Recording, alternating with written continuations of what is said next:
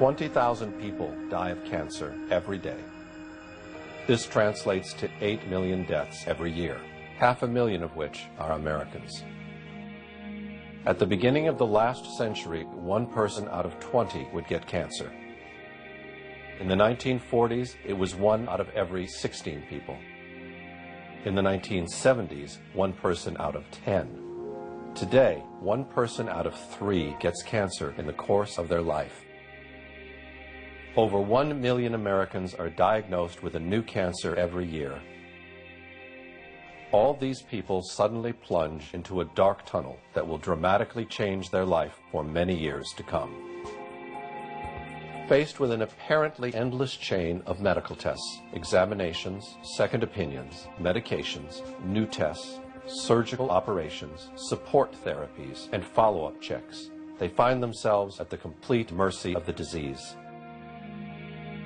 While in that tunnel, each patient feeds an immense medical apparatus that employs hundreds of thousands of people and generates millions and millions of dollars for the medical and pharmaceutical industries.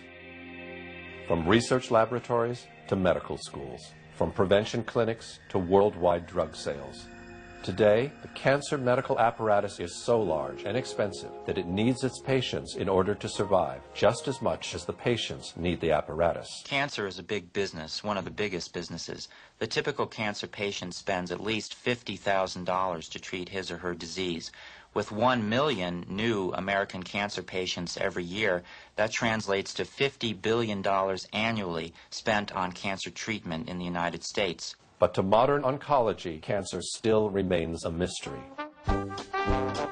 What a century ago were just wooden contraptions, able to lift only a few feet off the ground, today have become sophisticated jets, capable of reaching incredible heights at 3 times the speed of sound. What a century ago was the creaking sound of the telegraph over some rustling wires, today has become a global network of fiber optics, where millions of people exchange information in all possible directions. What a century ago was still a relatively unknown planet, today has been lit by day and night, and it has been explored to the extent that we can visit it in every longitude and latitude from the comfort of our home. The only thing that has not changed in the last 100 years is the apparent incapacity of medical science to understand and conquer a disease like cancer. Why? The official theory maintains that cancer is a problem that originates in the human cell. Cancer is a group of over 100 diseases characterized by abnormal, uncontrolled cell growth. Cancer is a sometimes fatal disease caused by the abnormal growth and division of cells. While normal cells have well-defined walls and nuclei, the uncontrolled growth in cancer cells causes the creation of abnormal, unstructured masses of tissue, known as neoplasms or tumors. Most cancer-related deaths are due to metastasis, malignant cells that penetrate into the circulatory system and establish colonies in other parts of the body. How and where the migrating cells stop is different for different cancer types.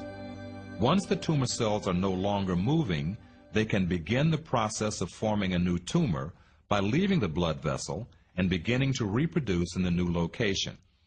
If the new environment is suitable, the newly arrived cell will begin to grow and a new tumor will develop. This official theory, also called molecular theory, is basically the same that was formulated more than 50 years ago. Cancer begins as a departure from normal cell growth that is harmful and unceasing. If the abnormal cells grow slowly in a limited area, they are called benign tumors. If the cells are spread to other parts of the body, they constitute a malignant tumor, one that is cancerous. Cells of malignant growths break off and travel through the bloodstream to other parts of the body. There, they may start new cancerous growths. In the last 50 years, the search for the cause of cancer within the human cell has been pushed beyond the limits of anyone's imagination. Today, the most advanced laboratories are working directly on the human genome in order to identify the genes that seem to be responsible, according to some scientists, for the different kinds of cancer. This opens the door to a dreamlike scenario for the pharmaceutical industry. A world where each patient would need its own personal cure, tailored to its own personal needs. 1 million new patients every year, 1 million new cures for each and every one of them. What we want to do is we want to match the disease with the cure or palliative treatment, whatever it is, by using the genomic tools. And that's really what the whole cancer world is now going to be about for a very long time. The question of whether we're going to break the cure barrier is not the question about if, it's a question about when. In the meantime, however, no one has been able to prove that the official theory is the correct one, and that the origin of cancer is in fact of genetic nature. Major advances are being made in the detection, prevention, and treatment of cancer. But the mechanisms that trigger malignant cell growth are still not completely understood. In the meantime, statistics seem only to get worse. We've lost the war on cancer. Since the 1950s, the outlook for most cancer patients has remained the same, a 1 in 3 chance of living for 5 years after diagnosis using conventional therapy, surgery, radiation, chemotherapy, drugs. The fact is that today, 2 out of 3 American cancer patients will be dead before 5 years. Despite such dismal results, official oncology continues to impose on patients the only 3 therapies that have ever been authorized in the last 100 years: surgery, chemotherapy, and radiotherapy. And 2 of the 3 are actually carcinogenic. Surgery is the oldest technique and the most successful of the 3. But surgery is useful only when the cancer is localized, a minority of cases. Patients also fear radiation's dangerous side effects.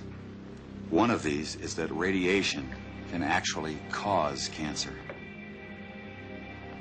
The use of radiation remains controversial even in medical circles. As much as we could work with her, say on a math problem, she was not comprehending it. It would take a long time to get like a worksheet done. Parts of Elizabeth's brain weren't there anymore because of the radiation that it had killed that part of the brain. So the part of the brain that was responsible for memory was gone. Chemotherapy is designed to kill cancer cells throughout the body. It is highly toxic, however, and it also kills healthy cells. Today, chemotherapy is often given in combination with surgery and radiation. Your typical chemotherapy agent will certainly cause tiredness. There is a risk of sickness, but there are very good anti-sickness drugs these days that can control that. Chemotherapy frequently causes taste change. It can cause a sore mouth. The first side effect that many people ask about, however, is hair loss. In fact, many chemotherapy drugs are carcinogenic.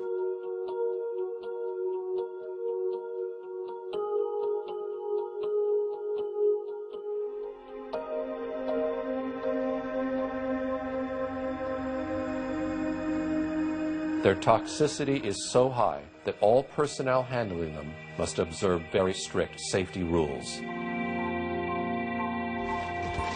Their disposal calls for total destruction and incineration of anything that comes in contact with them. Some of these drugs remain partially toxic even after incineration beyond 1800 degrees Fahrenheit. But there is something new about chemotherapy that's been emerging of late. Many women who undergo chemotherapy for breast cancer describe unsettling changes to their memory and concentration.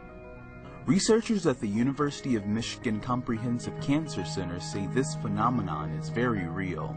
Women have complained of cognitive changes that have occurred during the time that they've been treated for breast cancer for a long time now. And the term chemobrain has been coined, and this is used to describe loss of concentration, difficulty remembering things, having difficulty thinking clearly, and not being able to function effectively in normal activities that the person was able to do perfectly well before they had treatment. Simple little things. I'd have to wait to think of something, and it would be frustrating. X is red, C is green. Researchers say the chemotherapy creates memory problems that can last for years.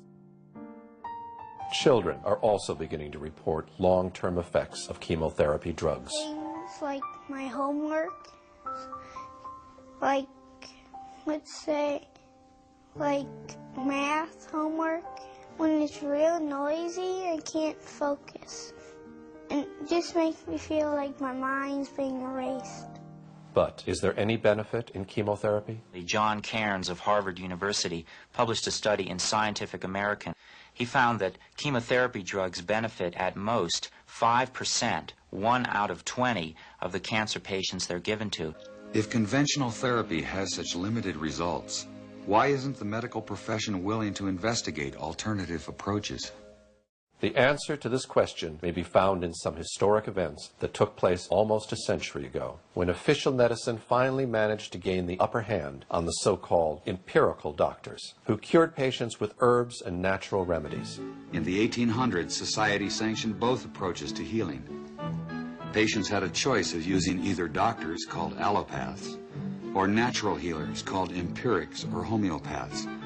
The two groups waged a bitter philosophical debate. The allopathic doctors called their approach heroic medicine. They believed the physician must aggressively drive disease from the body. They based their practice on what they considered scientific theory. The allopaths used 3 main techniques. They bled the body to drain out the bad humors. They gave huge doses of toxic minerals like mercury and lead to displace the original disease. They also used surgery, but it was a brutal procedure before anesthesia and infection control. Few patients were willing to have surgery. Most patients feared allopathic methods altogether. Satirists of the day remarked that with allopathic treatment, the patient died of the cure. Competing with the doctors were the empiric healers. Contrary to the doctors, they believed in stimulating the body's own defenses to heal itself. Instead of poisonous minerals, they used vegetable products and non-toxic substances in small quantities. They especially favored herbs, learned from Native American and old European traditions. The empirics said they based their remedies not on theory, but on observation and experience. Satirists of the day added that with empiric treatment, the patient died of the disease, not the cure. And the balance of medical power remained equal until the turn of the century. Then, new medical treatments emerged that were potentially very profitable. The AMA joined with strong financial forces to transform medicine into an industry. The fortunes of Carnegie, Morgan, and Rockefeller financed surgery, radiation, and synthetic drugs. They were to become the economic foundations of the new medical economy. The takeover of the medical industry was accomplished by the takeover of the medical schools. Well, the people that we're talking about, Rockefeller and Carnegie in particular, came to the picture and said, we will put up money. They offered tremendous amounts of money to the schools that would agree to cooperate with them. The donors said to the schools, we're giving you all this money. Now, would it be too much to ask if we could put some of our people on your board of directors to see that our money is being spent wisely? Almost overnight, all of the major universities received large grants from these sources and also accepted 1, 2, or 3 of these people that I mentioned on their board of directors, and the schools literally were taken over by the financial interests that put up the money. Now, what happened as a result of that is that the schools did receive an infusion of money. They were able to build new buildings. They were able to add expensive equipment to their laboratories. They were able to hire top-notch teachers. But at the same time as doing that, they skewed the whole thing in the direction of pharmaceutical drugs. That was the efficiency in philanthropy. The doctors from that point forward in history would be taught pharmaceutical drugs. All of the great teaching institutions in America were captured by the pharmaceutical interests in this fashion. And it's amazing how little money it really took to do it. Surgery became viable with anesthesia and infection control, and doctors advocated expensive radical operations. These in turn produced the need for a large, lucrative hospital system. Radium fever swept medicine. The price of radium rose 1,000% almost overnight. Another costly technological industry entered the hospital system. A drug industry grew out of the booming patent medicine business. The doctors changed educational standards and licensing regulations to exclude the empirics. Soon, only AMA-approved doctors could legally practice medicine. In a brief 20 years, the AMA came to dominate medical practice. Organized Medicine launched a media campaign to associate the empirics with quacks. The code word for competition was quackery. So now the average doctor goes through school, he gets a great education, he has to be really smart to get through it, he learns all about drugs, he doesn't know too much about basic nutrition. I found that the average wife of these physicians knows more about nutrition than he does, but they sure know their drugs. And if you go to your typical doctor today, I don't care what it is, chances are you're going to walk out of there with a prescription. Why? Because that's what he has been trained to do. The companies that make up the pharmaceutical industry are among the largest corporations in the world. Together, these businesses have come to be known as Big Pharma. In 2004, their combined global sales were over $500 billion, with Pfizer and Johnson & Johnson leading the pack. In the U.S., the core of Big Pharma's immense profits is from sales of prescription medication. And since these drugs can only be prescribed by medical professionals, most of the industry's promotional and marketing activities are directed at doctors, pharmacists, and other healthcare providers. This starts out at the first day of medical school, and in many medical schools, even the incoming students that are 2 years away from seeing a patient will start to get gifts from the pharmaceutical industry. And as these students get farther along in their medical education, the interactions and the gifts escalate to free lunches, to dinners. Champagne, brunches, happy hours, New York jet tickets. No matter where you spend the money, you make money. And my boss always told me, don't worry about it. There'll always be more funding.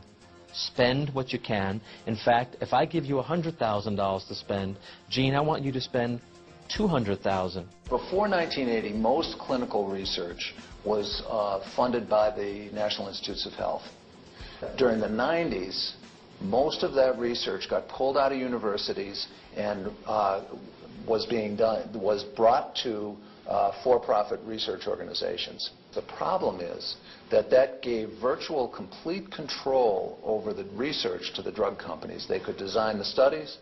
They have control of data so that many of the authors of the most important articles published in our best journals aren't even allowed to see their own data. They don't get free access to their own data. And they have control over publication.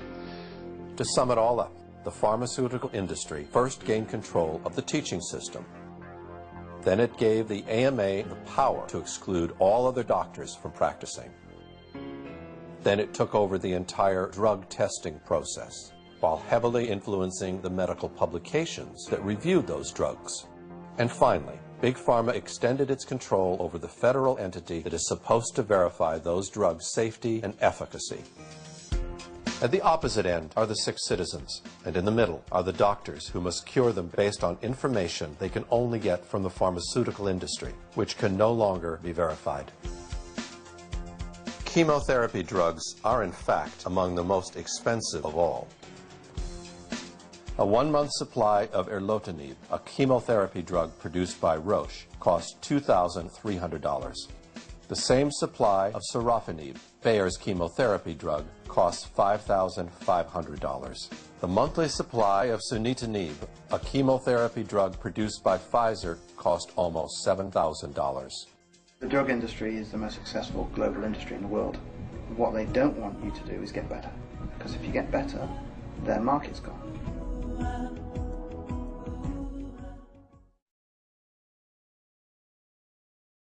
Fear. Its darkness causes humanity to make awful choices.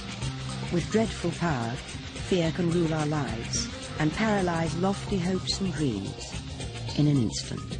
A global affliction, and deployed all too often by those intent on inflicting control over the masses. Fear preys on the most vulnerable among us. Fear sells, and nowhere is fear peddled more shamelessly than in the fields of medicine and human nutrition. Fear anesthetizes us. It coerces us, making us believe that we can do little on our own to prevent or treat disease, and forces whole nations to kneel at the altars of the drug industry. And of course the fearmongers are also preying on fear of disease. And the solution that the fearmongers give us are drugs. As if by design, health choices are limited, information is scarce, lives are ruined, and the truth be damned. The fear machine is well oiled by petrochemical dollars and a near worldwide monopoly in healthcare. It works overtime to prevent the truth about dietary supplements from getting out to the public. Anything that comes from nature cannot be patented. They're not interested in that. So, we translate that into the real world of FDA approval. Surely these drug companies aren't going to spend $20 million or more testing any substance from nature because it can't be patented. That, and of course the FDA says it's illegal to use unless it's been tested for efficacy and safety. Now you see the catch-22 you're in there.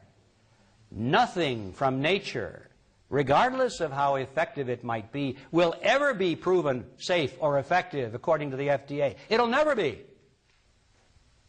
Because nobody's going to spend the money to go through the test. So therefore, everything from nature will always be condemned by the FDA as unproven. An unproven cancer cure. In a small town in northern Ontario, the year 1922, Renè Caisse first learned of a cancer remedy which she termed ESSIAC. Unbeknownst to history, this fragile Canadian nurse has heroically managed to cure thousands of people from cancer with a simple concoction of herbs. While nursing an old patient, Renè noticed that she had a scar on her breast. The patient said it was left over from a cancer she had cured over 30 years before, using a mixture of herbs suggested by the medicine man from the local Ojibwe tribe. Renè tried the same formula on her aunt, who had recently been diagnosed with cancer. I went down and I asked Dr. R.O. Fisher, who later was Dean of the University of Toronto, if he would watch over her, if I would try some of these herbs. And he said he would. And it took quite a while, but she got better. And she lived for 21 years. After that successful experience, Renè quit the hospital and began curing people with a mixture of herbs that would become known as ESSIAC, which is her last name, spelled backwards.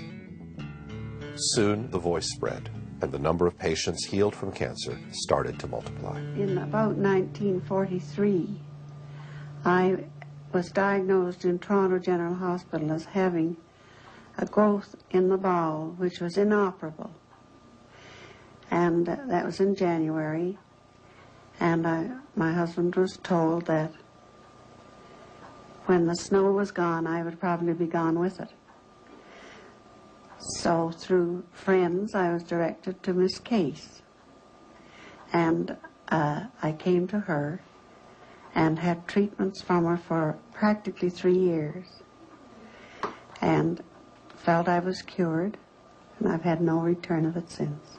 Dr. R.O. Bastida of Bracebridge sent me a patient, cancer of the bowel, Bert Rosen, and I cured him. So Dr. Bastida went before the town council and mayor and persuaded them to give me a building that they had taken for taxes as a clinic, that I had made a great discovery and that I should be supported in my own hometown. So they set up the clinic where I treated for 8.5 years. In a few months, the clinic was fervent with activity, with patients flocking in from all different places. Her clinic would be full every time we were there. And there were people came in ambulances who were not able to come in for a treatment. She would have to go out and administer the medicine out in the ambulance. Then as the time went on, we watched these people be able to walk in. And finally, they were driving their own car to get SCI. I treated from 300 to 600 patients a week. And the only way they would allow me to do this was free of charge. And I had to have a doctor's diagnosis for every case I treated. So we brought the diagnosis to Nurse Case, and I took treatment from her every week for about a year. And I have no cancer today. It was one Dr. Leonardo from Buffalo who had immediately recognized the potential of René's cancer cure to warn her of what was waiting ahead. Dr. Leonardo, he was a cancer surgeon, and he said, "Do you think you have a cure for cancer?" I said, "I'm way beyond thinking I know." Then I had 5 other doctors in examining patients, and he asked if he could go in with them and examine patients, and I told him he could. So then he told me, he said, "You have it, but the medical profession will never let you do this to us." After a while, a mysterious group of entrepreneurs showed up, offering René $1 million for the secret formula. But she flatly refused, as they would not guarantee that her cure would be made available for free to anyone who ever needed it. Renè Caisse was called before the legislature in 1938 to determine Essiac's legal status. I was trying to legalize my treatment, and the patients went out and got this petition signed, 55,000 names on it. And I went before the legislature, and I lost out by 3 votes. Public outcry forced the establishment of a cancer commission to investigate herbal remedies. The greatest majority of René's evidence was rejected. You see, they said the doctors all made mistaken diagnosis, that that's why the patients thought they were cured. I kept on my clinic as long as I could until they stopped the doctors from giving a diagnosis, and then I had to stop. And it's a sad thing when somebody comes and they have somebody that is ill with cancer and the medical profession can do nothing for them, and they beg of me to treat them. It's a very, very sad thing to turn them away. And I had a nervous breakdown over that, so I really had to stop. I don't see how they can refrain from recognizing it, because if you have the proof, you have the diagnosis from the doctor, you have the pathological findings, and you find you have the living patient to show that they are still alive after the medical profession has given them up. and yet they refuse to admit that it is a cure. After she recovered from the breakdown, Renè started again from scratch, brewing the herbal mixture and curing patients in her own basement. I have to grind them. I used to get them already ground. Soon the authorities began harassing her again, having her arrested more than once for the most preposterous reasons. But the fame of ASIAC had already crossed the border, as one day Renè received an invitation to scientifically test her herbal remedy from a clinic in Massachusetts. About 20 years ago, 1958, here in this lavatory. Its director was Dr. Charles Brush, who was also President Kennedy's personal physician and a close friend. Undertook to study the effects of a drug or an herb called ASIAC. And we found that it was non-toxic and did have effects in help in the treatment of cancer. And as a result of this... At that point, Dr. Brush recommended ASIAC to be tested for toxicity in order to be approved by the FDA as a possible cancer cure. But once the herb arrived at Sloan Kettering, one of the most important cancer research centers in the country, the process somehow got bogged down by inexplicable delays and eventually never came to a conclusion.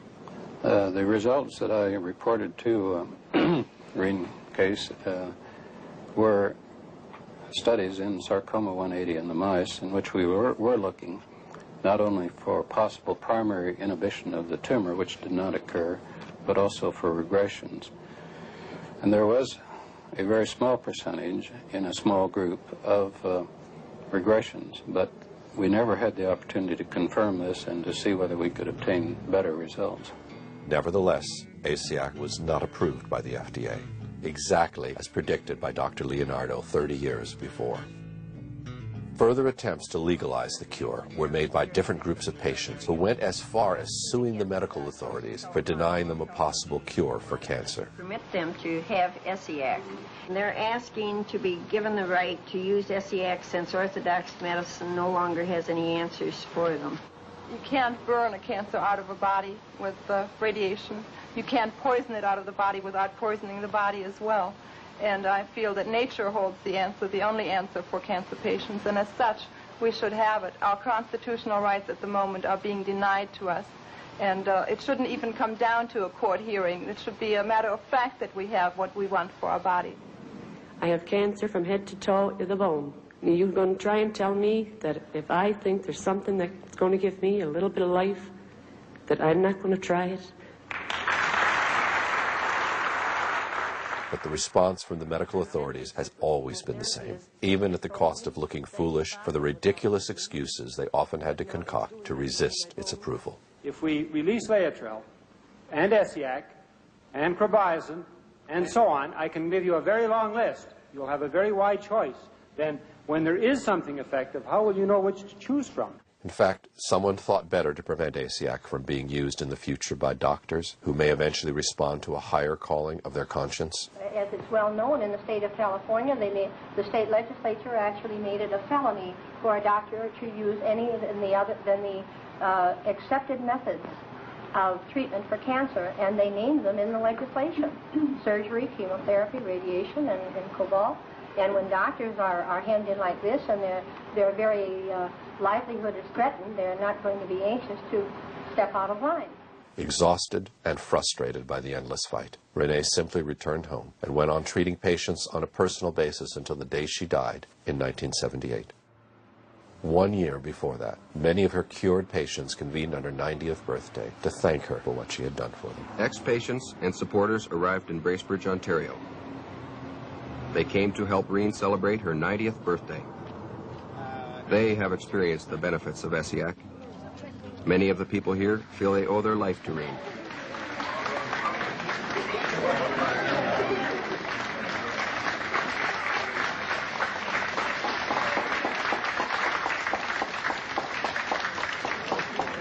Remember they brought the two ladies up here that day in the house?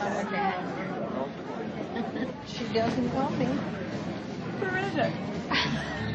Incredible. I have given my life for it. I couldn't give any more than that. God's been good to let me live this long, to see it used.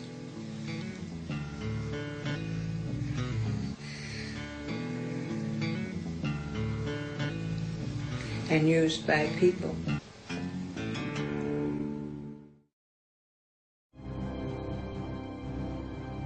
Very similar to René's story is the one of Harry Hoxsey, a Texas businessman whose father had passed on to him an herbal formula that would reveal highly effective against cancer.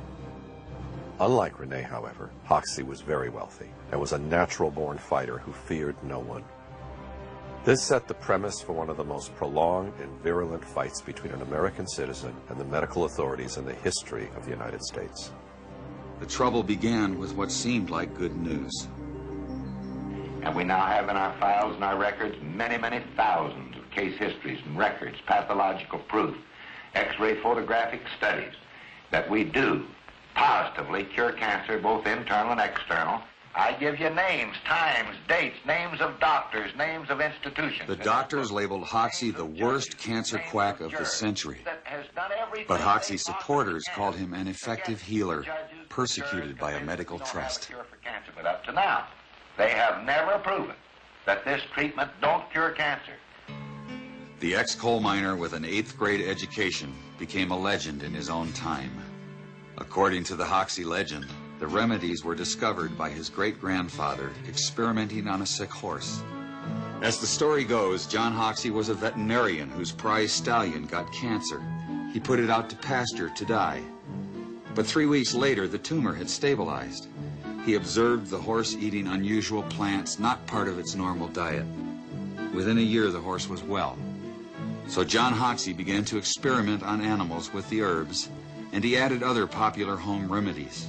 He claimed success and passed the formulas down through the family, who eventually used them on people.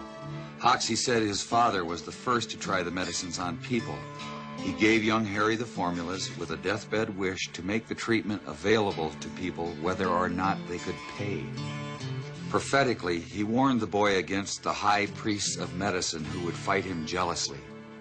It didn't take long. Hoxsey started his first clinic in Illinois in 1924, and he immediately incurred the wrath of organized medicine. He was arrested more times than any other man in medical history. Yet by the 1950s, the Hoxsey Clinic of Dallas, Texas was the largest privately owned cancer center in the world. Hoxsey clinics reached through 17 states. Endorsing the treatment were senators, judges, and even some doctors. 2 federal courts upheld its therapeutic value. If the treatment was worthless, how did it gain so much support? To claim a cure for cancer is to invite evaluation. While the medical profession turned its back on Hoxsey, numerous individuals did make personal investigations. These experiences repeatedly turned skeptics into believers.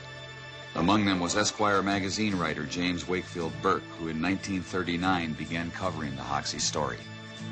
My boss, Arnold Gingrich, one day said, "Why don't you go down to Texas and let's expose this fellow. He's getting too big." And the American Medical Association liked to put him out of business, and said, "You go down and get acquainted with him," and says, "We'll do a couple of pieces on him and put an end to this." So it was an assignment. I came to Texas. I expected to stay about a day, get my information, to leave. I became fascinated. I stayed for 6 weeks. Every day, Harry would pick me up, bring me to the clinic. We'd come in the morning, and he would put his arm around these old men and women, say, "Dad, them doctors been cutting you up." Says, "I ain't gonna let them sons of bitches kill you. You're gonna live." And he'd treat them, and I'd watch him treat them. They'd get better and begin to get well. So I wrote an outline for a piece which I called "The Quack Who Cured Cancer." And I sent it back to the editors, but it never came out. Assistant District Attorney Al Templeton was more than a skeptic. He arrested Hoxsey more than 100 times in 2 years. Then his own brother, Mike, got terminal cancer and secretly went to Hoxsey. When Mike Templeton got well, Al Templeton gave Hoxsey the credit. Hoxsey's prosecutor became his lawyer. More and more people kept supporting Hoxsey's claims of a cure. His boldest promoter was Christian evangelist Gerald Winrod. His radio broadcast reached millions of listeners with sensational reports of Hoxsey's mounting successes. I wish to begin this broadcast by reading for you what I regard as a very important statement, and I quote, Judge W.L. Thornton, this is the second jury of 12 men that has found in my court that the Hoxsey treatment cures cancer. 10 doctors found that the number of cures reaches into the thousands. Former United States Senator Thomas studied a large number of cures. I had made my own investigation, had satisfied myself that cancer was really being cured by the Hoxsey method. This humble reporter can only say, God bless these quacks, the only quacks who are curing cancer today. But a new cancer treatment needs more than personal investigations to gain acceptance. It needs a formal scientific review. And when I say to you, all I want is to have them come here. The American Medical Association, the Pure Food and Drug, the federal government, anybody, come here and make an investigation. And if I don't prove to them beyond any question of a doubt that our treatment is superior to radium X-ray and surgery, then I will lock the doors of this institution forever. But the medical profession did not respond to his call. The doctors claim that they already knew from their medical education that his remedies were had no efficaciousness at all, was no cure. They were just set in their ways and adamant in their beliefs. According to Hoxsey, there was a more sinister reason the medical profession wouldn't investigate. Hoxsey said the AMA doctors invited him to demonstrate the treatment. Among them was Dr. Morris Fishbein, editor of the influential AMA journal. According to Hoxsey, the day after his successful demonstration, a high AMA official asked to buy the rights to the formulas. The alleged offer would have given all rights to a group of doctors, including Dr. Fishbein. Just like Renè, Hoxsey turned down the offer because he could not get the guarantee that the formula would have been made available for free to anyone who ever needed it. But one thing was certain. Hoxsey had made a very powerful enemy. By crossing swords with Dr. Fishbein, he alienated the most influential figure in medicine. Dr. Fishbein held a unique position. As journal editor, he controlled the main income-producing organ of the AMA and thus the organization. He also published the accepted standards of medical practice. After the Chicago incident, Dr. Fishbein blackballed Hoxsey by branding him a quack in the journal. It commented that Hoxsey's most enthusiastic supporter was the local undertaker. The AMA attack was relentless. Dr. Fishbein and Hoxsey would battle each other for 25 years to come in a drama of national dimensions. But rather than settling the dispute through scientific means, they played it out in the media. At the association's headquarters in Chicago, vigilant against quackery is Dr. Morris Fishbein. There is no serum, drug, or combination of drugs that we know that will definitely cure cancer. When Hoxsey approached the National Cancer Institute for an investigation, the agency refused. The NCI said his medical records were incomplete. Hoxsey said doctors refused to supply necessary records because of Dr. Fishbein's influence.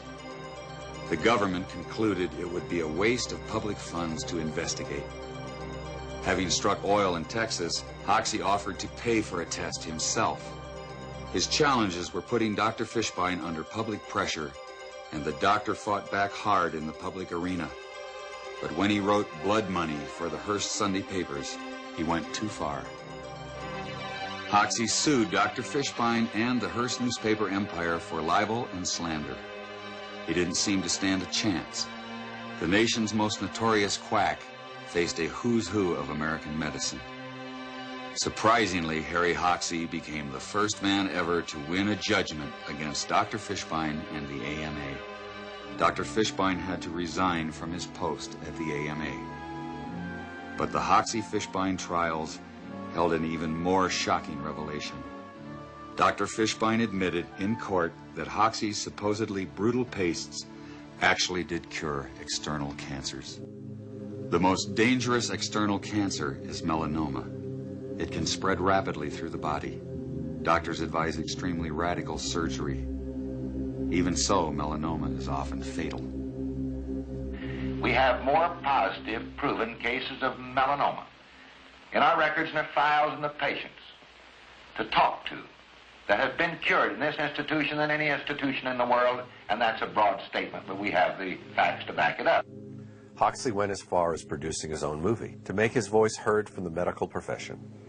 It would be an innovation to men of the medical profession if, instead of devoting so much time and money to court trials, sniping tactics, and smear campaigns, they would come to the clinic, do some investigating, check into our methods, speak to some of our patients. Then they would understand why our treatment has been as effective and, in most cases, far more successful than anything they've had to offer as a solution to the cancer problems. But instead of accepting the invitation, the medical establishment escalated the war. Mildred Nelson has directed Hoxie's clinics from the beginning. But he was never investigated except in a criminal type of a way to see what he might be doing wrong. The Food and Drug have always been famous for harassing the Hoxie patients. Go to people's houses, take their medicine when it was delivered to them, talk to them, tell them they were doing wrong. But when the government couldn't stop Hoxie in court, the FDA decided to take unprecedented action. Sufferers from cancer, their families, physicians, and all concerned with the care of cancer patients are hereby advised and warned that the so-called Hoxie treatment for internal cancer has been found on the basis of evidence presented by the FDA to be a worthless treatment.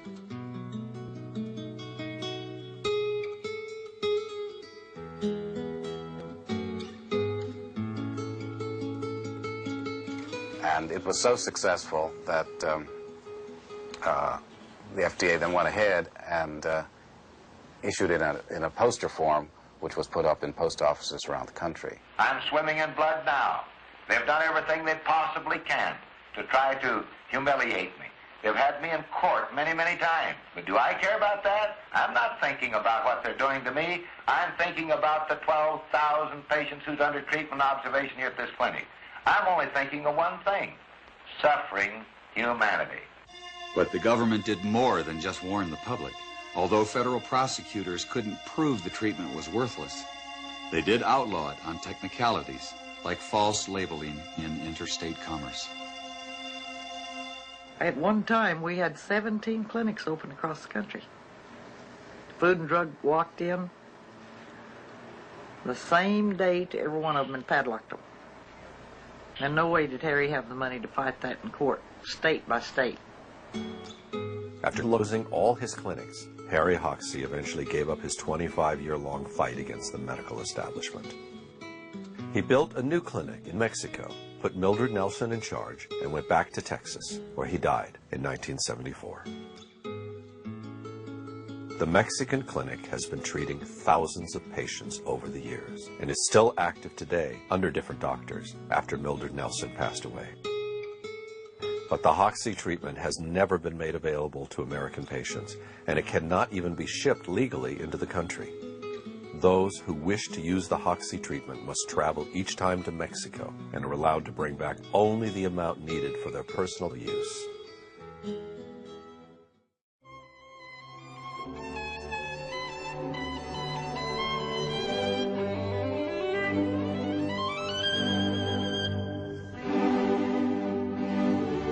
All the diets, the health food principles, and the nutritional concepts that we share today have a single father, Maximilian Gerson. Dr. Gerson was the first to ever suggest that good health depends primarily on a healthy nutrition. Born in Germany in 1881, Max Gerson was inspired by the figure of Ignaz Semmelweis, the Hungarian doctor who discovered that in order to avoid infections in pregnant women, physicians simply needed to wash their hands in a chlorine solution. Prior to receiving his doctorate as a medical student, Max Gerson suffered from severe and repeated migraine headaches, leaving him essentially unable to function for days. After 2 years of experimenting, Dr. Gerson was able to eliminate his migraines completely by eating only certain raw fruits and vegetables. By 1918, word was spreading about the Gerson migraine diet. But on one occasion, a patient returned with an observation. Not only had the migraine been relieved, but his skin tuberculosis also disappeared. The astounding news spread like wildfire. In April 1924, famous lung specialist Dr. Ferdinand Sauerbruch offered to do a clinical trial with 450 incurable skin tuberculosis patients. At the commencement of the study, Sauerbruch said to Gerson privately that if even one patient showed improvement, he would believe every word of Gerson's treatment. 446 out of 450 patients recovered, over 99%. Dr. Gerson and his wife Gretchen had 3 daughters, Joanna, Gertrude, and the youngest, Charlotte. Of all the children, Charlotte took a special interest in her father's work. By the late 1920s, Dr. Gerson's fame had spread throughout Europe, especially after he cured Dr. Albert Schweitzer's wife, Helena, of pulmonary tuberculosis and Schweitzer's daughter's skin disease. When Dr. Schweitzer was 75 years old, he came to Dr. Gerson with diabetes and was also cured. The Gerson therapy aims to achieve a complete detoxification of the body through a series of intestinal washes based on organic coffee and a strict diet of raw vegetables and fruits grown in an optimal terrain. Meat is absolutely to be avoided, as explained by Charlotte, Dr. Gerson's 82-year-old daughter. Because meat in the body, in the digestive process, causes acidity, phosphoric acid. And in this kind of acidity, the body isn't able to function. The body has to maintain homeostasis. It has to maintain a very exact level of alkalinity versus acidity. Once detoxified, the human body confirms being a wonderful machine, capable of healing itself from any given disease. Between 1933 and World War II, Gerson and his family fled Nazi persecution, eventually settling in New York. Dr. Gerson's 7 siblings died in the Holocaust. Throughout the 40s, Dr. Gerson's success at his New York clinic stunned the medical community, but also evoked the dark forces within it. Dr. Gerson was curing patients with cancer, and as a consequence, he testified before the United States Senate on July the 1st, 2nd, and 3rd in 1946, along with 5 of his recovered cancer patients and the medical records of 5 more. So stunning was this testimony that on the evening of July the 3rd, 1946, renowned ABC News correspondent Raymond Graham Swing declared on his radio broadcast to the entire United States that for the first time in history there had been discovered a cure for cancer. The public response was overwhelming, staggering, lighting up the switchboards at ABC non-stop, out of control, unbelievable. But what happened next was even more so. 2 weeks later, Raymond Graham Swing was fired from his position at ABC that he had held for over 30 years, and the Pepper-Neely Anti-Cancer Bill of 1946, document number 8947, now gathers dust in the archives of the United States Printing Office. Behind it all, it wasn't hard to see the hand of Morris Fishbein and the AMA. Fishbein had already been in a long struggle with Gerson, since the German doctor was the first to ever denounce the dangers of smoking, at a time when the largest advertising contributor for the AMA was in fact Philip Morris. In a repeated national survey, doctors in all branches of medicine, doctors in all parts of the country were asked, "What cigarette do you smoke, doctor?" Once again, the brand named most was Camel. Yes, according to this repeated nationwide survey, more doctors smoke Camels than any other cigarette. Max Gerson was ostracized from the entire medical community, who labeled him a quack, continuously attacked him and harassed him. I was investigated 5 times. What do you mean by being investigated, sir? From the AMA. They investigated you? Yes, 5 times. Every time they come, I show them Here is a patient you sent home to die, cured. Other patient you sent home to die, cured. Next patient you sent home to die, cured. What are you going to do? You don't look like the type of man that's going to give up at this point. No. How could I give up, Seth, when I see these wonderful results? That's impossible. First, I write the cancer book. And in that cancer book, I will bring in as many cases as possible sent home to die. So that every physician here in the country can read it. And I will have it translated in many languages.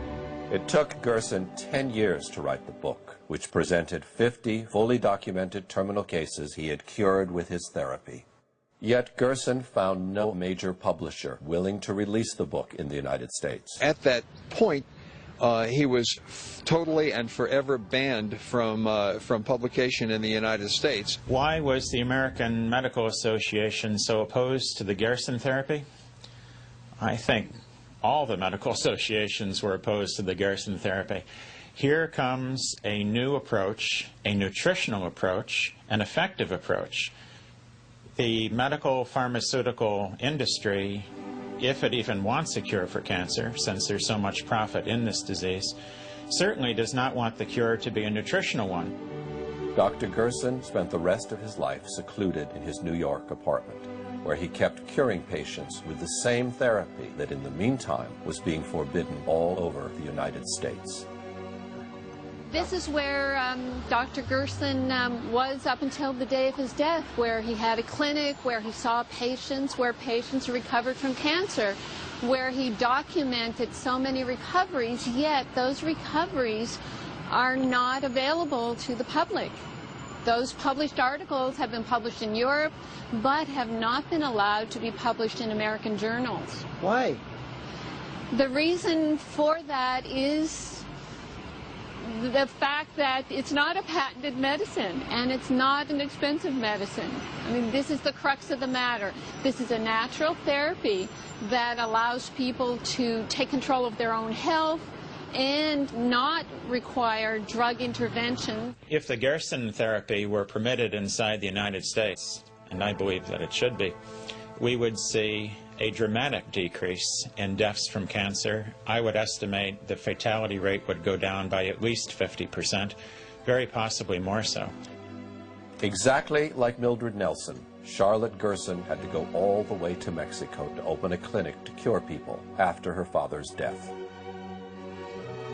Over the years, the Gerson Clinic has seen a continuous flow of patients from all over the world. The medical records from over 1,500 patients are available to anybody who wishes to examine them. Further, any physician is heartily invited to come to the Mexican hospital and visit and see a patient there, or visit with the patients, and with their permission, then they would have access to their medical records. But the medical establishment kept ignoring the call, while officially continuing to deny the validity of the Gerson therapy. Dr. Dean Edell, whose popular radio and television programs... A fixture in American television, Dr. Edell has been representing the voice of official medicine on national television for many years. I don't think the Gerson's therapy has ever cured a terminally ill patient. People get very confused by this. If you think of basically what's in Gerson therapy, you really wouldn't expect it to cure cancer. But people, sometimes cancer cures itself. There is a rate of cancer that goes away by itself. Some people didn't really have cancer. It was a misdiagnosis. In 1986, I was diagnosed with pancreas cancer, which has spread to my liver, gallbladder, and spleen. The doctors told me I had 3 months to live, to go home, get my finances in order, and prepare to die. My husband just wouldn't accept it. I was only 46 at the time, far too young, so we came home, did therapy for 2 years. After 3 months, my doctors here wondered why I was still living. They asked me if I would have a CAT scan, which I did. The masses of the cancer had gone. They said, "I don't know what you're doing. We don't want to know what you're doing. Just keep doing it." The doctors at that time had said I would never live to see my second grandchild, which he is now 19 years old. So we proved them wrong. After the therapy, we went back to Utah to a specialist on blood, and she said my blood was so clean and clear that she couldn't tell I'd ever had cancer, and she said I was the first patient that ever happened to. Yes, and after I had gone back to the oncologist after I had done the Gerson therapy for a couple months, at that time when they had found that I was cured of cancer from the CT scan that they had done on my abdomen, he couldn't believe it. He thought it was a miracle. For the 10 years following being on the Gerson therapy, which took a year and a half, I started going back to the Mayo Clinic and seeing Dr. Scott, who was an oncologist there, just for checkups to be sure I was clear. And he said everything was like an 18-year-old again. My blood profile was perfect, and he couldn't believe how I looked and how much energy I had, and he asked me what I'd done, and I went over the Gerson therapy with him. Dr. Scott said, "That's great," but he said that we can't sell that. Dr. Wallace Sampson is the editor of the Scientific Review on Alternative Medicine and Aberrant Medical Practices, which claims to present an objective viewpoint. Has Gerson therapy ever cured a cancer patient? Oh, of course not. They won't even release their records. So, what would it take for you to be convinced that this therapy is has credibility? Well, first of all, they have to show some reason why it should work. We know how cancers behave, and we know the kinds of things that cause cancer. So they have to come up with some kind of a believable theory of why their diet should work. But second of all, they'd have to convince us that everything we know about it in the past 50 years is wrong, and they're right. Now, how are they going to come up with material like that? That's impossible. They don't have it. Dr. Gerson documented so many recoveries, yet those recoveries are not available to the public. Those published articles have been published in Europe, but have not been allowed to be published in American journals. Dr. Stephen Barrett can be considered today's equivalent of Morris Fishbein. Steady at the helm of his publication, Quackwatch, Dr. Barrett denounces every form of therapy that the official medicine considers to be a fraud or a fake. Take the Gerson therapy, for example. Gerson was a physician who claimed that he could cure cancer with diet and a number of other methods. There's absolutely no scientific evidence that he's cured anyone. I was investigated 5 times on the MA. Every time they come, I show them, here the patient you sent home to die, cured. Other patient, you sent home to die, cured. Next patient, you sent home to die, cured. The Gerson therapy was known some 75 years ago. If doctors know there's a cure and send patients home to die, that is an atrocity worse than the Holocaust. Dr. Gerd Hammer is the founder of the so-called New German Medicine. Dr. Hammer believes that each cancer is the consequence of a deep psychological trauma that was not completely resolved by the individual, manifesting in a specific kind of tumor for each kind of trauma. Despite the large popular movement in his favor, despite the support of many other doctors from all over the world, and despite the scientific evidence presented by Dr. Hammer, the medical institutions have never undertaken a serious evaluation of his work and have proceeded to revoke his license instead. Since then, European authorities have been continuously harassing Dr. Hammer until one day he was arrested in Spain simply for having advised other citizens on the curative method they should follow. Dr. Hammer ended up spending 19 months in a French prison. Today, Dr. Hammer is a free citizen again, but he cannot practice medicine, nor can he promote in any way his theory, which appears to have the potential of helping thousands of people all over the world. In the 1970s, Dr. Ernst T. Krebs perfected the so-called trophoblastic theory of cancer that had been originally proposed by Dr. John Beard 1 century ago. The same theory had been developed and publicized by the father, Dr. Ernst Krebs. According to Krebs, vitamin B17, which is found in the seeds of apricots and other similar fruits, is an effective cure against many kinds of cancers, and especially breast, lung, colon, and prostate cancers. Vitamin B17, also known as Laetrile, has been one of the most popular remedies against cancer since the 1950s, and in the last decade has collected the support of many scientists and oncologists from all over the world. In Italy, Dr. Guidetti from the Turin University undertook a scientific study on Laetrile that showed very promising results. Dr. Dean Burke, head of the cytochemistry section of the National Cancer Institute, has reported that in a series of tests on animal tissue, the B17 had no effect on normal cells, but released so much cyanide and benzaldehyde when it came in contact with cancer cells that not one of them could survive. He said, "When we add Laetrile to a cancer culture under the microscope, we can see the cancer cells dying off like flies." Also, Sloan Kettering, the New York-based Cancer Research Institute, seems to have known about the therapeutic qualities of Laetrile for a long time.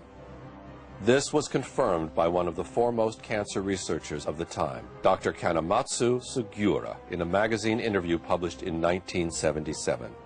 As the news began to spread, Sloan Kettering pressured Sugiura to refute his statements, but he refused to do so, forcing Sloan Kettering to officially deny the anti-cancer qualities of Laetrile. Sloan Kettering was later accused of falsifying the research on which they based their negative statement on Laetrile. This was not the only case in the major war waged by the medical industry in the 1970s against Laetrile. Dr. John Richardson, MD, who's now deceased, had a cancer clinic, a very thriving cancer clinic up in the San Francisco area in the 70s when he met Dr. Ernst T. Krebs, Jr., had many conferences with him, became familiar with the theory, the science behind it, and began to cautiously use it in his practice. He was losing most of his patients that he was treating with cancer. He went from that to a high success rate almost overnight by using this substance. And so he became very enthusiastic about it. The word got around. His patients were very happy, of course, and they told their friends. It wasn't very long before people were coming from all over the United States, and in some cases even from Europe, to be treated at the Richardson Clinic. Then he got into trouble with the medical authorities. The hospital administration contacted him and said, "You have to stop using this material because it is not approved by the FDA." And he said, "Yeah, I know it's not approved, but it works." They said, "We don't care whether it works or not. It is not an approved substance and you're in violation of the law." Medical authorities have never recognized the therapeutic use of Laetrile, while the FDA has listed it among the toxic substances, making it in fact illegal to be sold in the United States.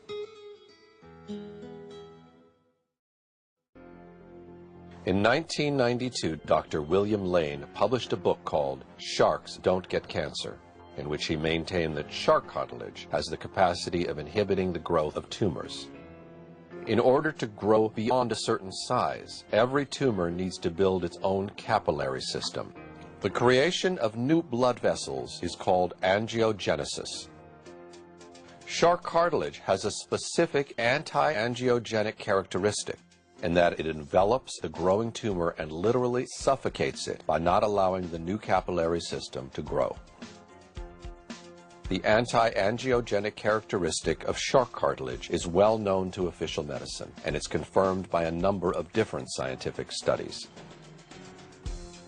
But shark cartilage, for some reason, is not suggested as a cure for cancer, while the pharmaceutical companies are competing in secret to produce a similar compound in the lab, or to extract from the cartilage a specific compound that can be patented and exploited commercially.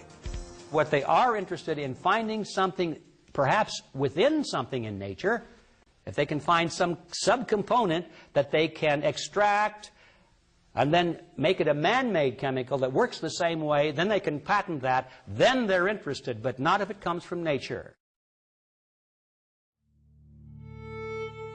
Another well-known remedy against cancer, particularly popular in Europe, is mistletoe, a semi-parasitic plant found on oaks and other similar trees. Mistletoe is used to produce different medicines, like Iscador, whose effectiveness against cancer has been known for many years. I think it deserves some merit because it's nothing new. It's not a fad. It's been around a long time. It's been used for over 70, 80 years. Austrian scientist and philosopher Rudolf Steiner, the founder of anthropological medicine, suggested the use of mistletoe against cancer almost 100 years ago. This plant has been considered sacred since the times of the Celts, who worshipped it and used it as a universal ailment. In a cancer patient, mistletoe causes an immediate increase in the macrophages, which is normally followed by a regression of the disease. We do know that it has immune stimulatory properties, like if you measure cytokines, you can see them actually go up with using mistletoe. There's components in mistletoe that are actually cytotoxic, meaning it actually can kill cancer cells or it can put them to sleep. In Steiner clinics, Iscador is used as part of a larger program against cancer that includes all the emotional, psychological, and spiritual aspects of the individual.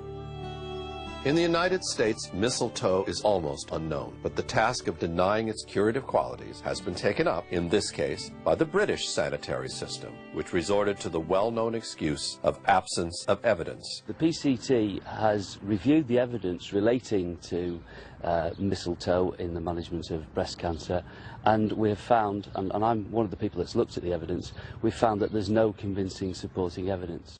Recently, American author and actress Suzanne Summers announced that she defeated cancer using mistletoe. You mentioned cancer. Back in 2001, you, on this program, announced that you had been battling cancer. Most people would just go to the doctor and get chemo. You went a different route. How are you now? Well, I just had my killer cells tested, naturally. That's your immune system. And, you know, I've been injecting that Iscador now for 8 years. So I haven't had a cold, I haven't had anything. You don't have cancer? I don't have cancer anymore. The list of historic cases in which a potential cure for cancer has fallen into oblivion could literally continue for hours. From the vitamin C cure by Nobel Prize winner Linus Pauling to the infamous Krabiazin by Dr. Ivy, from the molecular cures through the microscope of Dr. Rife to Dr. Collins' toxins, the dynamics have always been the same. The doctors have been ostracized, derided, or persecuted, without their therapies ever being considered for serious scientific evaluation. The last person to propose a natural cure against cancer is Tullio Simoncini, an Italian oncologist who finds himself in the middle of a storm after having declared that the origin of cancer is not genetic, but it is due to the aggression of a fungus called Candida albicans. Based on this hypothesis, Dr. Simoncini treats cancer with sodium bicarbonate, which is one of the strongest enemies of fungi in nature. How does a fungus get in the body? Where do you think this all starts from years of research? There is an endemy, a big epidemic pollution because the fungus is undervalued. But it is undervalued because it is not understood. From the very beginning of his studies, Dr. Simoncini felt the need to reconsider the cancer paradigm from scratch and began looking for a different origin of the disease. What puzzled him the most was the fact that all tumors behave in the same way, even though they appear completely different from one another. Then he started looking for a common denominator and eventually found one. Most cancers appear white. These tumor specimens show the devastating impact the disease can have on the body. This is a liver riddled with cancer. The white bubbles are all tumors. If you enter the body and you reach an organ affected by the cancer, you can see that the lumps are always white. Sometimes it is covered with blood or with the defense reaction, but in every post-mortem examination, scientists find the white lumps, the white masses, that is fungi. This is the pleura. We entered with the camera and look, the pleura should be red, but you can see all the lumps, all the cancer that is white. This is a heart beating. This is a bronchial cancer Look, we went into the bronchia. Look, they are white. And then in the colon cancer, this is red because there is a little bit blood. I washed it up. Now, look, it is always white. White like Candida. Candida albicans in Latin means glowing white. It should be clarified that the presence of fungi in tumors is nothing new in the medical world. All the scientists find in the oncologic world the cancer patients, when they die, they are all invaded by the fungi, but nobody wonders that it is the only microorganism present in cancer patients. Official oncology, however, believes that their presence in tumors is due to their opportunistic nature, which brings them to build colonies wherever they find a suitable environment. This belief, though, seems contradicted by a careful observation of the animal world. Spores from a parasitic fungus called cordyceps have infiltrated this ant's body and mind. As soon as she is discovered by the workers, the ant is taken away and dumped far away from the colony. It seems extreme, but this is the reason why. After a while, the fruiting body of the cordyceps erupts from the ant's head.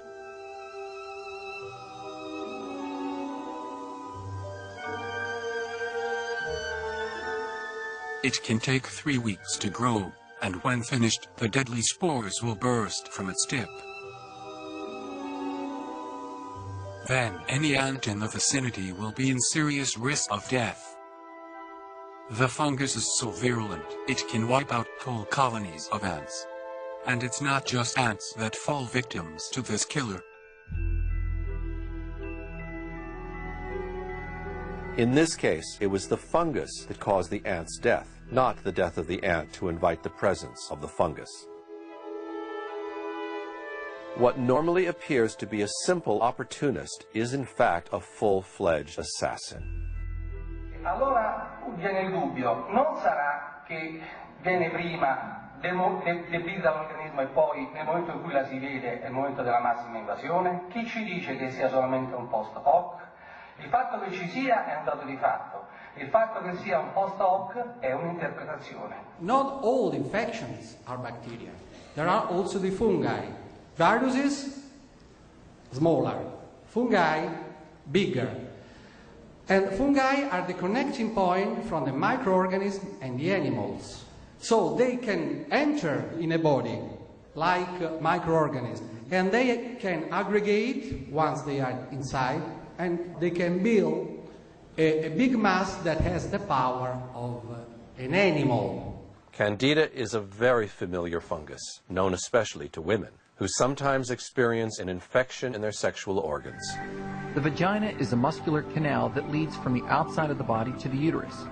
The warmth and moisture of this canal create a perfect environment for microorganisms to breed. For example, bacteria called lactobacilli, which are naturally present in the vagina, coexist with a yeast fungus called Candida albicans. Normally, the lactobacilli create an acidic environment that keeps the natural yeast population in balance. However, when conditions within the vagina change that either decrease the numbers of lactobacilli or decrease the acidity, these yeast fungi begin to multiply. Normally, the immune system keeps the fungi under control and doesn't allow them to establish colonies in your body. This white cell spots a fungus in the bloodstream, attacks it, and destroys it. If the system's defenses instead get lower than usual, the Candida can manage to aggregate into small colonies practically everywhere in the body. Il momento in cui un fungo entra dentro il tessuto, la parte interna dell'organismo, si chiama la candidosi intima, evoca una reazione di tipo immunitario cellulare che porta alla formazione del tumore. Il tumore, secondo me, sarebbe quindi l'insieme dell'invasione fungina più la reazione cellulare che l'organismo mette in campo. Far from being a wild, uncontrolled cellular replication, according to Simoncini, the growth of a tumor is a lucid and desperate reaction from the organism in an extreme attempt to reject the intruder. By the same token, Dr. Simoncini believes that metastases are not cancerous cells that leave the primary tumor to go start a new one somewhere else, but small groups of fungi belonging to the primary tumor that fall into the bloodstream during biopsies or during a regular surgical operation. These runaway fungi settle in a new environment and prepare to take advantage of a weakened organism to establish their new colony. Once this propagation has started, it becomes necessary to restore the immune system to its maximum potency as soon as possible. If the patient is given chemotherapy instead, this only accelerates the destruction of his natural defenses, as the drug kills indiscriminately cancerous and healthy cells. While possibly prolonging the survival by a few months, chemotherapy makes it impossible for the organism to recover its defense capabilities, making it bound to succumb, sooner or later, to the multiplying fungal attacks. In order to test his theory, Dr. Simoncini began treating cancer with sodium bicarbonate. Sodium bicarbonate is the strongest substance against fungi. They cannot adapt to a salt because it is not a complex substance.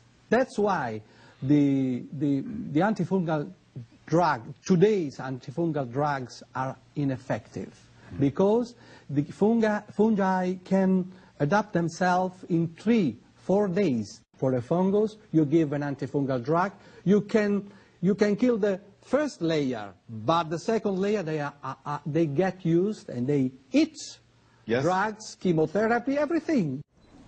Gennaro Sangermano is the first patient ever cured by Dr. Simoncini with sodium bicarbonate.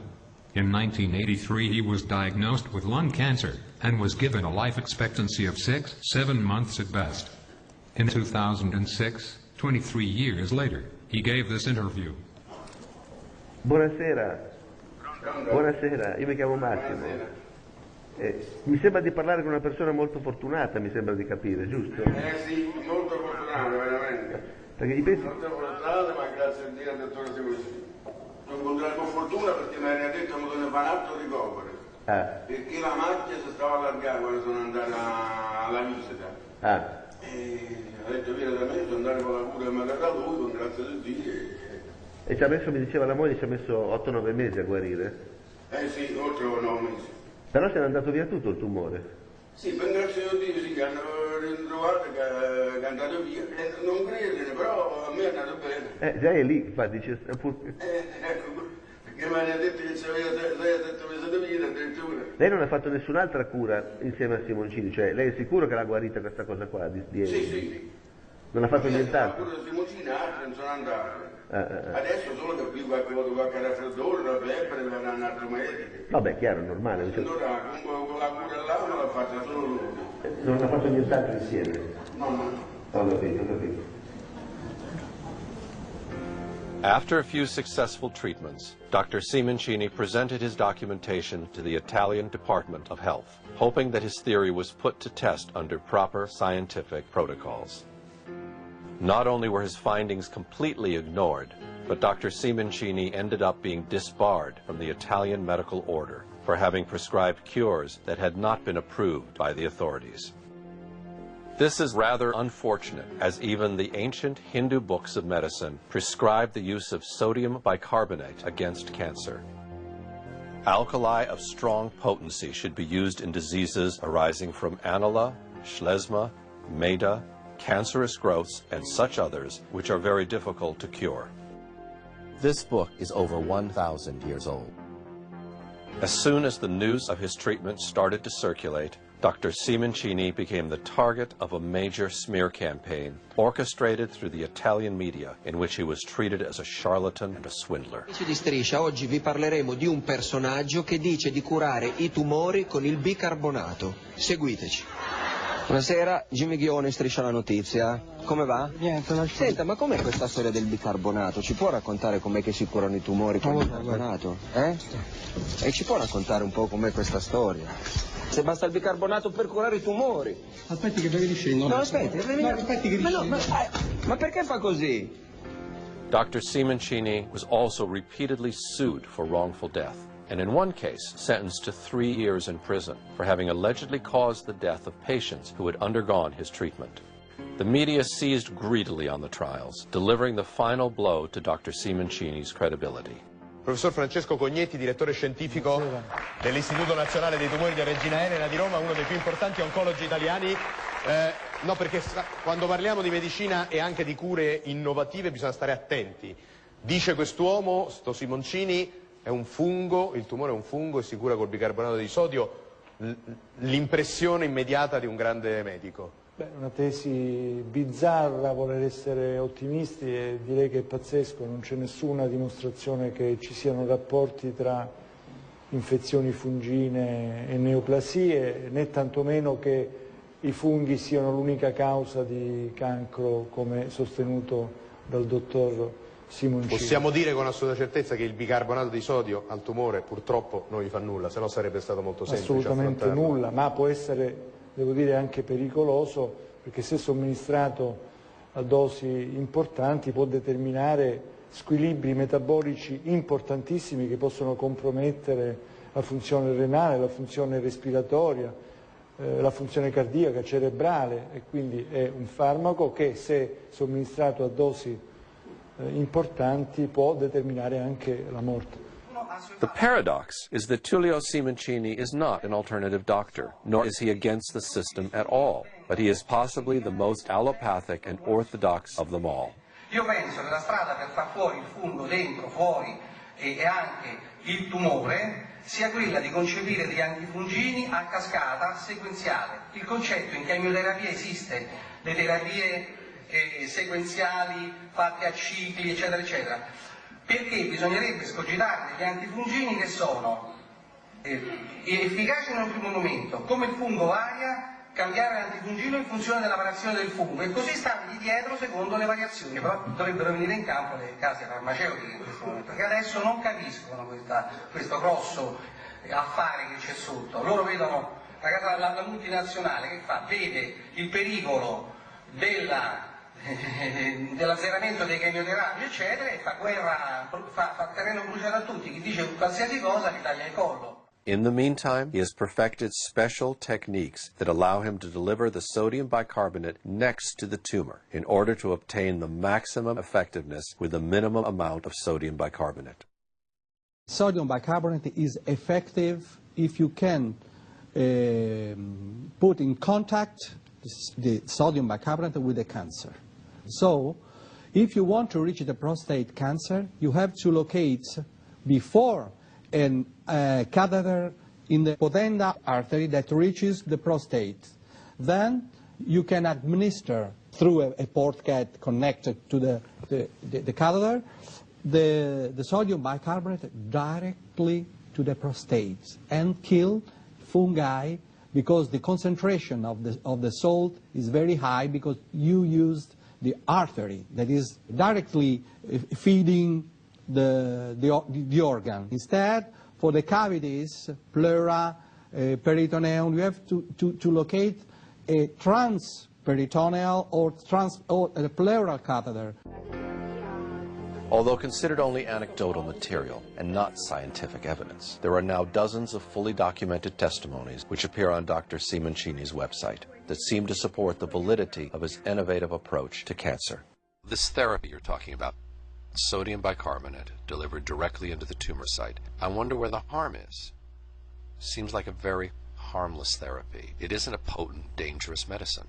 No, it's not dangerous, because there is a remote possibility of infection, but there is the life on the other hand. And then there are some type of cancer. Breast cancer doesn't need of the catheter. Bladder cancer, brain cancer, breast and bladder cancer with the sodium bicarbonate can heal in 99% without surgery, without chemotherapy, without radiotherapy, and let the organs there Dr. Simoncini believes that also skin cancers are caused by a fungus and treats them with regular iodine tincture. In some cases, patients have reported even the nastiest melanomas to fall off within weeks, like simple scabs. And the cancer is gone? Totally gone.